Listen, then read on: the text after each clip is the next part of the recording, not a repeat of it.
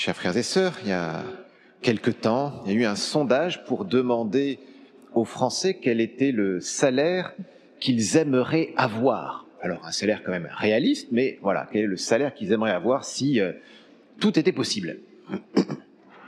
Évidemment, il y a plusieurs réponses, mais la réponse qui sortait du lot, qui était un peu la réponse majoritaire, c'était de dire que le salaire dont on rêve, c'est le salaire que j'ai actuellement, plus 30%. Voilà, gagner un tiers de plus que ce que je gagne maintenant. Et si j'avais un tiers de plus que ce que je gagnais maintenant, vraiment, je serais content. Voilà. Alors ça, vous voyez, c'est intéressant parce que ça nous dit que ce dont on le rêve à partir de ce que l'on connaît, avec un petit grain de folie, mais ça part de ce que l'on connaît. Et c'est précisément ce qui se passe dans l'évangile d'aujourd'hui. On a des Sadducéens, donc des Juifs qui s'occupent du temple, qui ne croient pas en la résurrection et qui disent si jamais il y avait la résurrection, on pourrait se trouver face à des situations assez étonnantes. Mais comment pense-t-il la résurrection, la vie après la mort? Il la pense comme étant la vie sur terre, mais un peu améliorée, voire même grandement améliorée. Et je crois que ça, vous voyez, c'est un peu notre vision de la chose. Si on nous demande à quoi ressemble le paradis, le paradis, c'est quand il y aura plus de guerre, c'est quand je serai réuni avec tous ceux que j'aime, c'est de pouvoir aimer pleinement, ne plus avoir tous les soucis matériels, etc. Mais concrètement, on pense le ciel à partir de la terre, en enlevant les choses qui nous agacent. Mais voyez la réponse de Jésus. Lorsqu'on ressuscite d'entre les morts, on ne prend ni femme ni mari, on est comme les anges dans les cieux. Que font les anges dans les cieux? Eh bien, on a une belle description de ça dans l'Apocalypse et dans d'autres passages. Les anges dans les cieux chantent la gloire de Dieu. Ils sont dans la lumière du Seigneur. Ils sont dans la joie. Ils sont en communion les uns avec les autres et ils sont en communion surtout avec le Seigneur. La vie du ciel, le paradis, c'est avant tout entrer dans la Trinité sainte. Vous voyez, il faut qu'on change un petit peu de façon de penser. Vous voyez, pour le dire autrement, pour le dire un peu crûment, au ciel, il n'y a pas de lit, il n'y a pas de relation sexuelle. Vous voyez, et parce que c'est exactement ce que présentent les Sadducéens. Voilà, une femme qui a eu plusieurs maris successifs, donc au ciel, comment ça va se passer? Mais la question n'a juste pas de sens.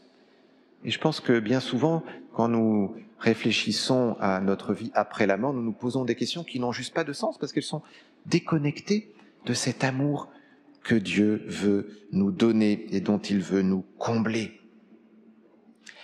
Alors, vous voyez, c'est important du coup de connaître un petit peu notre foi.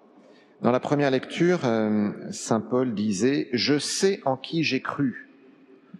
On peut traduire « Je connais celui en qui j'ai mis ma foi ». Il y a une connaissance de foi qui est indispensable. Sinon, on prie, ok, mais c'est un peu vague, un peu vide. Alors, que se passe-t-il à la mort ? Que se passe-t-il à la mort? Qu'est-ce qui se passe quand on meurt? La mort, qu'est-ce que c'est? La définition de la mort, c'est la séparation de l'âme et du corps.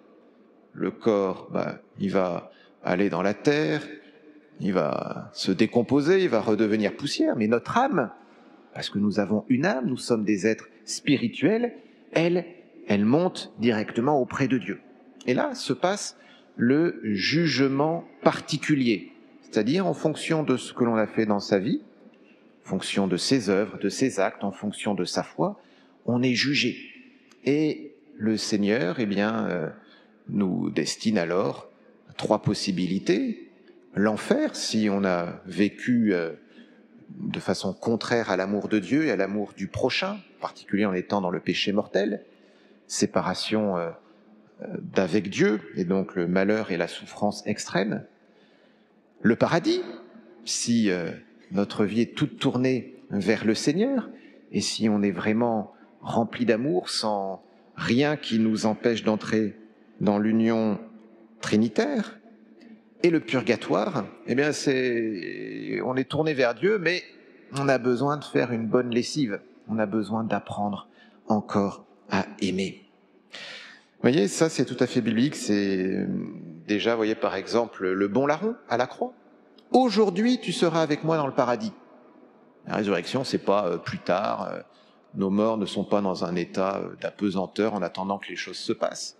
Non, aujourd'hui, tu seras avec moi au paradis. Jésus au bon larron. Ça commence dès l'instant de la mort. Ceux qui sont au ciel peuvent intercéder pour nous. Pour cela que nous demandons aux saints de prier pour nous. Vous voyez une belle illustration de ça, c'est à la transfiguration. Moïse et Élie qui apparaissent à Jésus et qui discutent avec lui. On a la même chose dans l'Apocalypse, où les anciens parlent avec Jean, qui a ces grandes visions. Vous voyez, les saints qui sont dans le ciel, la Bible nous montre qu'ils agissent pour nous, et donc que nous pouvons leur demander leur intercession. Et puis, vous voyez, et puis cette vie, vous voyez, qui démarre dès l'instant de la mort, c'est « Je suis le Dieu d'Abraham, d'Isaac et de Jacob ». Je ne suis pas le Dieu des morts, mais le Dieu des vivants. Dieu est vivant, et donc ceux qui sont morts continuent à vivre. Les dons de Dieu sont irrévocables. Et le purgatoire, eh bien, il faut prier pour eux. Vous savez, on a aussi des témoignages de ça dans la Bible, dans le 2e livre des Maccabées, où Judas va, alors Judas, pas le Judas l'apôtre, ce grand héros d'Israël, qui va offrir des sacrifices pour que ceux qui sont morts puissent aller au ciel. On a aussi dans une lettre de Paul le fait de se faire baptiser pour les morts. Alors c'est un peu énigmatique, mais ça veut bien dire que on fait une prière, et le baptême c'est pour recevoir le salut concernant les morts. Voilà, ça commence à notre mort, et la fin du monde. À la fin du monde, Jésus vient dans la gloire, et notre corps ressuscite. Alors il ressuscite, il ne va pas ressusciter comme là nous voyons, on va ressusciter, nous dit la lettre aux Philippiens, de la même façon que Jésus a ressuscité. On va avoir un même corps, un corps comme lui. Jésus, son corps ressuscité, est un vrai corps. Jésus mange du poisson quand il ressuscite, mais c'est aussi un corps qui a des propriétés spirituelles plus que matérielles, puisque ce corps apparaît, disparaît, peut être à plusieurs endroits à la fois. Alors que le Seigneur nous aide à grandir aujourd'hui dans la connaissance de notre foi, en particulier ce qui concerne les fins dernières, qui sont une bonne nouvelle que le Seigneur nous enseigne. Il n'est pas le Dieu des morts, il est le Dieu des vivants. Il veut que nous vivions. Alors progressons chaque jour un peu plus dans l'amour de Dieu et du prochain pour nous unir au Christ dans la Sainte Trinité pour toute l'éternité. Amen.